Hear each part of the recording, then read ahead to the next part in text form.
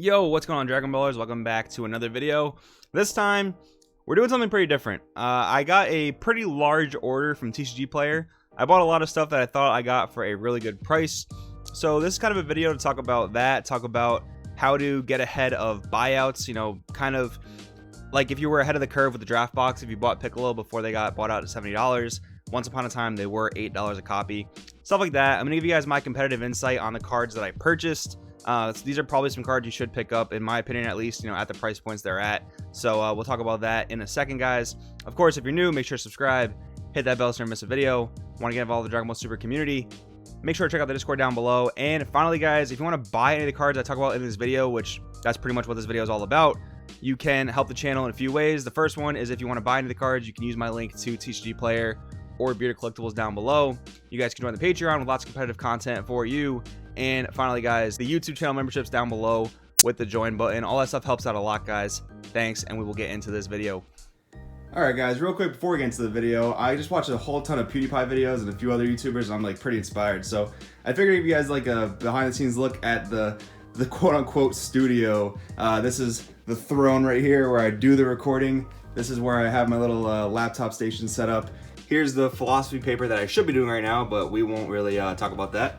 And if we zoom back, this is what I get to look at every day when I make YouTube videos. Just some of my favorite creative things like in the world, like fiction and creativity and all these different franchises really make up a lot of my life. Like that Charizard Blastoise poster it's just so dope. I found that like at Newberry Comics one time. If you guys are from New England, you might know what that is. But yeah, I got a few of the Dragon Ball posters, even like a Yu-Gi-Oh! Starter Deck playmat thing that I laminated. All these things laminated, Kingdom Hearts, Avengers, more Dragon Ball stuff. This cool Daredevil thing that I drew in high school, like it's kind of just like an art project, and I put a bunch of stuff in it.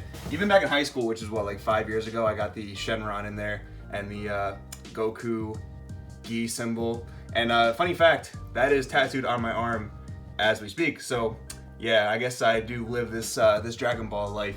This is the table that I have to clear off in a second to do this video for you guys. Got my collection here that I need to sort out and put into binders. I do have color-coded binders that I host, like green cards, red cards, blue cards, all that good stuff.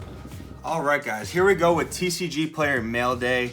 I know I don't usually normally do like unboxing and stuff like that. It's just not it's not really what my channel is about. It's more so like a competitive thing, but I ordered a lot of mail from TCG Player, and here it all is. Now, this order was actually really cheap. I actually went and bought a lot of the cheap stamped cards that were out in the game right now. So they're not all going to be meta relevant right now, but this is kind of something you can do to avoid the price gouging and the price spikes of something like the draft box cards, right? You buy stuff early, you buy stuff cheap, and some of the stuff is more expensive. Like, I'll talk about that as we get through it. And I got the envelopes upside down because I'm not supposed to, you know, divulge other people's addresses and information, so that's just for that reason. But yeah, so we're gonna do this today. I actually have this idea from a YouTube content creator called Nimnim. If you guys play Yu-Gi-Oh! Or know who Nimnim is, he did a really dope video where he did a TCG Player Day, mail day opening.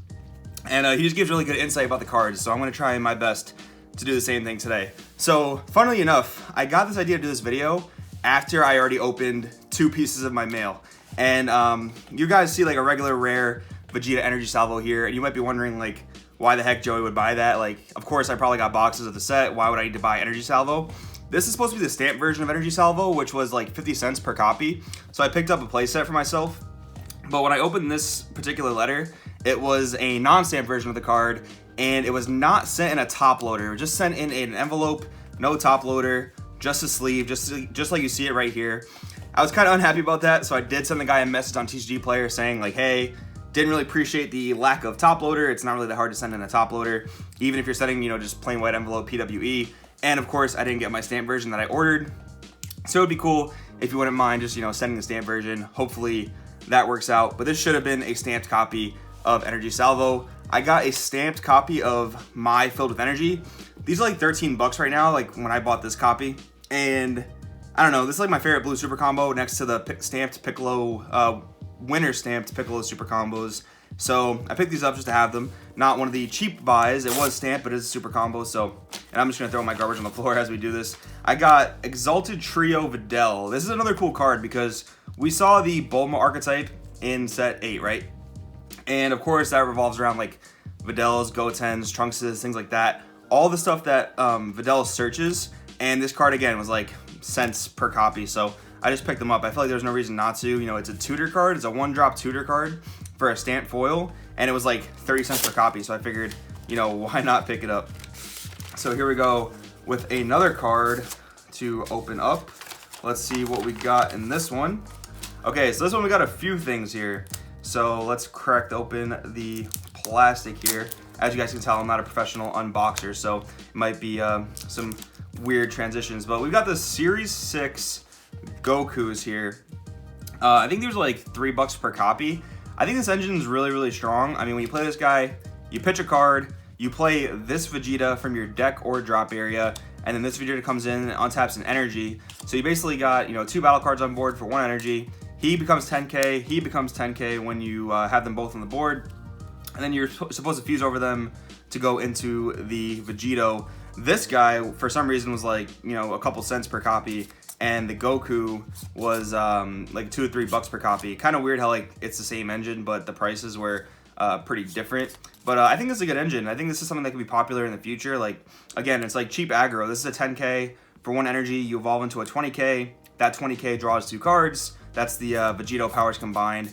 I thought it was a really good pickup, so I decided to grab them. Let's see what we got up here next. Hopefully we don't tear through any cards, but if the rest of them are in top loaders like they should be, we will be okay. But next up, we got Bulma's Birthday Party. So Birthday Party, pretty much essential in any Bulma deck. I'm actually working on a Bulma build that plays Bulma Apes. Like literally, it's like a March of the Great Apes deck. Got the idea from Ryan Severin, kind of ran my own way with it, so shout out to him. But in any deck that's not playing March, not playing Planet Vegeta, Birthday Party is a Bulma staple. And again, this card was like 50 cents per copy when I bought them. I don't know what they're going to go up to after this video drops, but I think this is a staple in Bulma. And, you know, people aren't really playing Bulma right now, but I felt like there was no reason not to pick it up at like, you know, less than $1 per copy. Opening up a bit of a smaller envelope now. We'll see what we got here. All right, here's our other copy, our other stamped copy of Mai.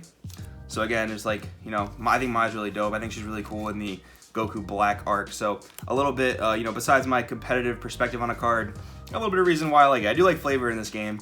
I think flavor in this game is awesome. I do love Dragon Ball, like I mentioned before, like these fictional things, like stories, really, like the heroes of stories, really, really a central part of my life. Anyone who doesn't know, I am in the process of writing my own comics, so I really do take this stuff seriously. I really do want to make a feature of it. And we do have that other copy of Birthday Party, and this one was sent in a pretty dope looking magic sleeve. That's pretty cool. But yeah, again, stamped copy of Birthday Party. In my opinion, no reason not to grab it. And we're just savagely ripping through these letters, seeing what we got here. All right, this one's all kinds of taped up, so please excuse me for taking a second with this. Got to do the old trick where you slit the tape with a nail, pull it on out. And what do we have here? We've got a stamped copy of Toki Toki City. Man, when this card came out, there were a few people that were saying this card was like absolutely broken. And I mean, obviously this card hasn't, I don't think this card's ever been in a top cut list, so keep that in mind. But this card has a crazy powerful effect. Like, what this thing does is, I'm just going off memory right now, like every turn you overwhelm, you put a card under this from top of your deck, and then you can, I think, remove 3 or 4 cards from underneath it and put them in the drop area. And then whatever overwhelms you play that turn, they don't go away at the end of the turn due to overwhelm. So think about, you know, having this card in your deck, maybe like a Demigod deck, maybe like some type of Black Mira deck. And you play your overwhelms, and then on turn 4 you play Fu the Dark Banisher. That thing taxes your opponent every time they want to activate a skill. And then you have this card on the board, activate this. That Fu Dark Banisher just became a 4-drop 25k that stays on the board, and now going back to your opponent's turn, they're still taxed on whatever effects they want to activate. Now, this was a card that people thought they would play in Toa, because Toa can search the Dark Banisher, and you know, you're a slow control deck, so why wouldn't you want to play a Fu the Dark Banisher on turn 4 that sticks around? But I mean, Mira just pretty much always seemed to be like the better play. I mean, I've messed around with the Toa build that played this. Wasn't that great. The Mira thing seemed to be better, but I can definitely see Toki Toki City being a pretty nuts card in the future, which is, you know, pretty much why I decided to go grab it. But yeah, that's again what I'm talking about with, like, you know, picking cards up before, you know, a potential price spike, just having cards that are cheap. And it takes some research, you know, you got to go on TCG Player, you got to know what you're looking for, so there is that degree to it. But yeah, I mean, it just takes a little bit of knowing, I guess. It takes a little bit of experience. I've been playing card games competitively for like 5 years now, so having a little bit of experience, I guess, is pretty helpful. Man, I got a lot of garbage to pick up when this is all over, but it's worth it for you guys. Hopefully you guys are getting something out of this video. So, okay, a few random things here. So firstly, another copy of Birthday Party. That gives us 3 stamped birthday parties. I think 3 is probably all you'll ever need in like a Bulma deck. You know, you don't want to clunk on it because it is an extra card. Seeing 3 should theoretically be fine to see it by, you know, turn 2, turn 3 realistically. Seeing it on turn 1 is great. And you can always hard mulligan for it because it does help you turbo through your deck, help you make your deck more consistent. So I think 3 is really all you would need. 1 copy of Powerball. This is actually not for me. This is for my friend James, who is like crazy in love with the Raditz deck.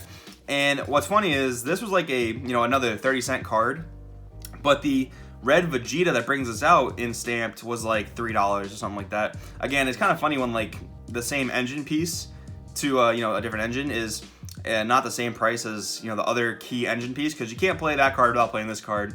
So it's kind of funny how, you know, the price is so different, but whatever. We do have 1 more Exalted Trio Videl stamped. Again, just a tutor. Seems like a good buy at, you know, like 50 to 30 cents per copy. And the last card in that envelope, we've got Helping Hand Son Gohan, the stamped version, of course. This is, obviously, as you guys can see, this is mostly all stamped cards. Is it all stamped cards?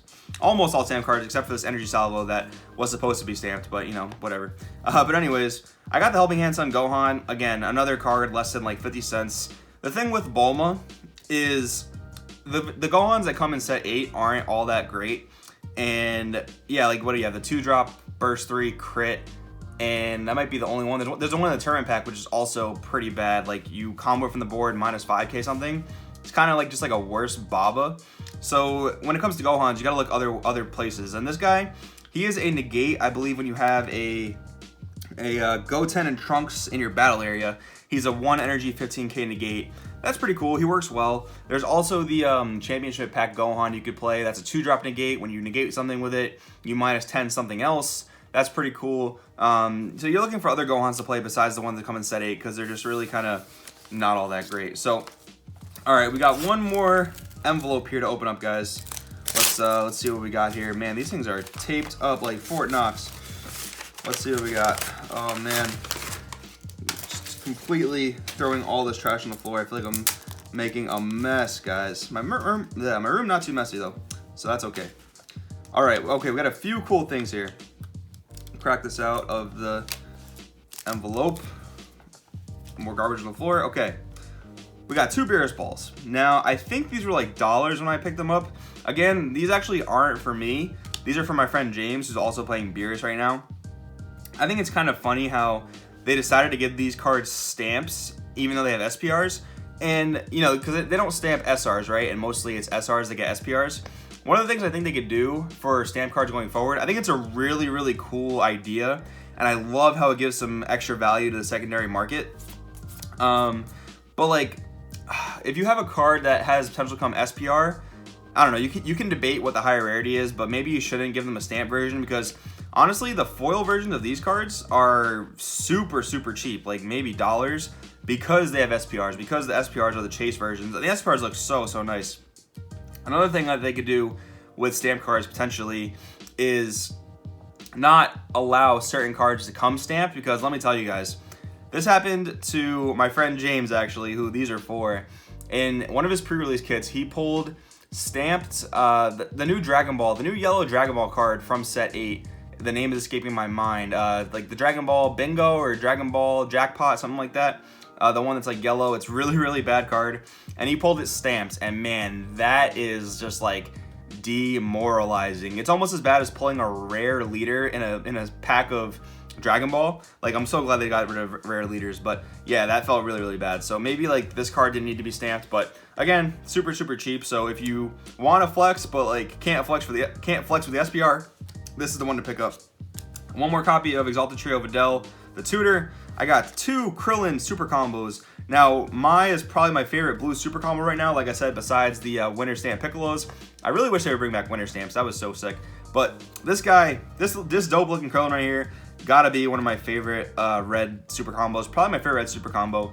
he just looks so sick. He looks like a badass. Like, he just chilling there in his piccolo gi, and he's ready to fight. He's ready to mess someone up. The final card I got for you guys today, or I guess for myself, but I'm showing you guys, Time Transmission G.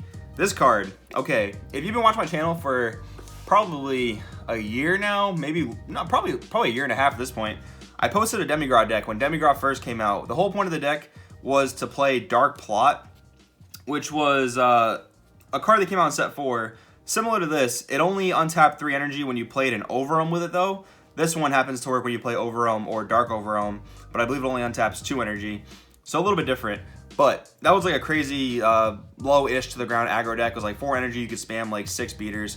That was pretty cool. I mean, of course, Demigod now is doing like even more crazy things, but I saw this online, had to make up the cost for shipping on a TCG Player order. Again, I think it was like 50 cents, so I picked up a stamped copy of it. And actually, guys, I do have more stamped stuff on the way. I ordered some stuff like last Wednesday, and I guess this is all the stuff that came in on the Monday that the following Monday that I ordered. So I actually have more stamped stuff. There should be more Vegeta Energy Salvos coming in the mail. I would pick this up. This is a cool blue-yellow card.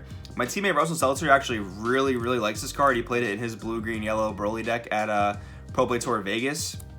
So I recommend picking it up. This card's really cool. It just comes in. You're blue, so you have energy manipulation, so you don't care about tapping the 1 really. And you sack a guy that is either just going to die or, you know, that your opponent's threatening. You play this guy, you get a draw, you get a blocker. Pretty good. Sometimes you just don't have better blue-yellows to play or charge, so you play them for that reason. But guys, hopefully you enjoyed this video. I know this is like an unboxing thing, and I don't do this too much, but I don't know. I thought I can give you guys some cool insight on cards to show you guys, you know, how I operate when it comes to like buying things before price spikes.